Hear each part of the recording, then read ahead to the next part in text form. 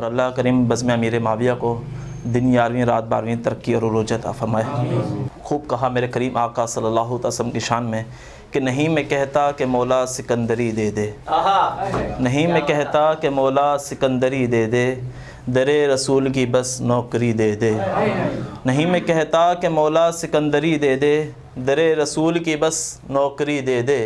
کہ تمام عمر گزاروں گا میں ان کے قدموں میں، مدینہ پاک میں بس ایک چھوٹی سی جھوپڑی دے دے، تمام عمر گزاروں گا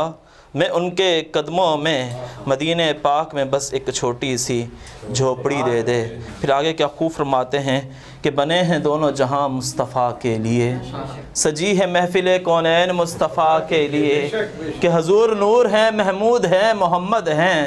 جگہ جگہ نئے عنوان ہیں ثنا کے لیے، اور ثنا کروں تو سلیقہ نہیں بیاں کے لیے، جو چپ رہوں تو ممکن نہیں زباں کے لیے، ثنا کروں تو سلیقہ نہیں بیاں کے لیے، جو چپ رہوں تو ممکن نہیں زباں کے لیے۔ پھر آج کل ہماری محفلوں میں مولا علی کا ذکر زیادہ ہونے لگا، الحمدللہ علی کے چاہنے والے سارے ہیں، صحابہ کے بھی چاہنے والے سارے ہیں، لیکن ہمارے امیر السنت اور ہمارے دیگر علماء اکرام نے فرمایا کہ امیر معاویہ کا جہاں ذکر ہو وہاں پتہ چل جاتا ہے کہ حلالی کون اور دوسرا کون۔ تو شاعر نے خوب فرمایا کہ خیال آیا کلام لکھوں، توجہ کے ساتھ، کہ خیال آیا کلام لکھوں، کہ کسی صحابی کا مقام لکھوں، کہ وہی کہ کاتب معاویہ تھے میں کیوں نہ ان کا مقام لکھوں، وہ جن کی حسنین بیت کر لیں بلا وہ کیوں کر نہ ہوں گے اعلیٰ، ارے انہی کی سیرت میں صبح لکھوں، انہی کی عظمت میں شام لکھوں،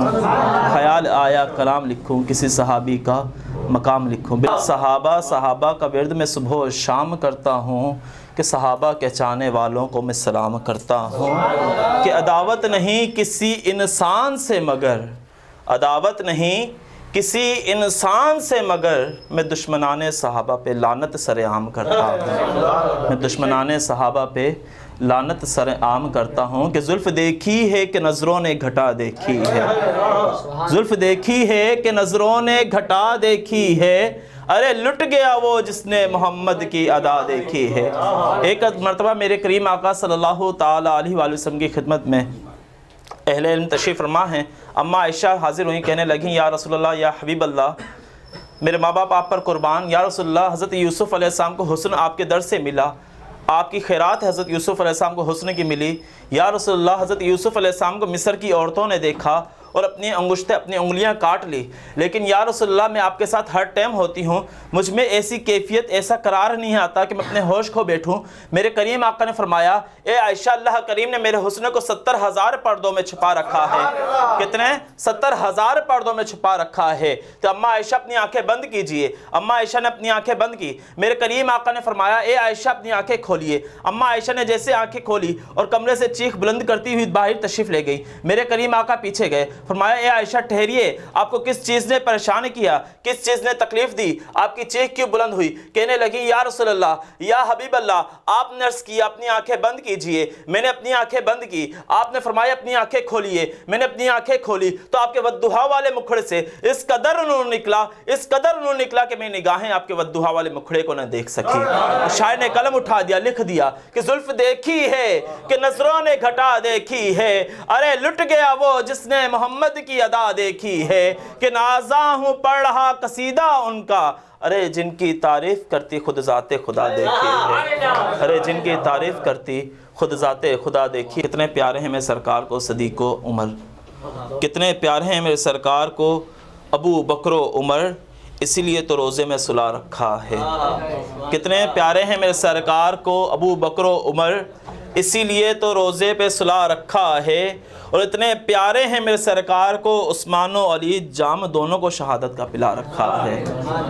اور اتنے پیارے ہیں میرے سرکار کو عثمان و علی، جام دونوں کو شہادت کا پلا رکھا ہے۔ اور سر کٹا کے بھی تلاوت وہ کیا کرتے ہیں، سر کٹا کے بھی وہ تلاوت کیا کرتے ہیں، ہاں جن کو قرآن محمد نے پڑھا رکھا ہے، ہاں جن کو قرآن محمد نے پڑھا رکھا ہے۔ اور میں کیسے نہ مانوں شان و عظمت و امیر معاویہ، میں کیسے نہ مانوں شان و عظمت و امیر معاویہ،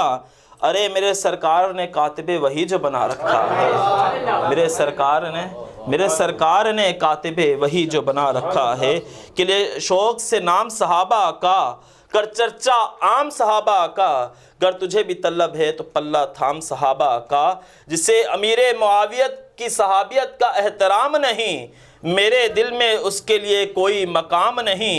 تاریخ سے کیا پوچھتے ہو تم شان امیر معاویہ، کیا تیرے پاس معاویہ کا لکھا ہوا قرآن نہیں؟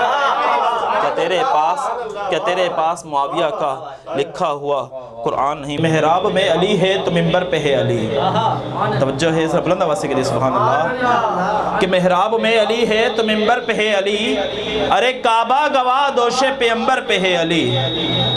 میرے کریم آقا صلی اللہ علیہ وسلم خانہ کعبہ میں بت توڑ رہے تھے کہ ایک بت بہت بڑا تھا۔